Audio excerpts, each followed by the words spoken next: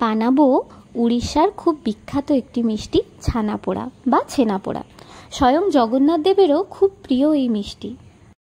তো প্রথমেই ছানাটাকে ভালো করে লেবুর রস অথবা ভিনেগার দিয়ে কাটিয়ে নেব। তারপরে ছানার জল ঝরিয়ে একে একে চিনি, 2 চামচ সুজি, কিছুটা এলাচের গুঁড়ো আর সাথে একটু ছানার জল দিয়ে ভালো করে মাখিয়ে নেব। ও সাথে আমি 1 চিমটে মতো বেকিং সোডাও অ্যাড করেছি। এরপরে একটা অ্যালুমিনিয়ামের টিনে বা কেক টিনে ভালো করে ঘি মাখিয়ে নেব। তারপরে একে একে মিশ্রণটাকে দিয়ে ভালো মতো সেট করে নেব। এরপর আগের থেকে কড়াইতে গরম করে রাখা নুনের ওপরে পাত্রটাকে বসিয়ে 1 ঘন্টার জন্য চাপা দিয়ে রেখে দেব।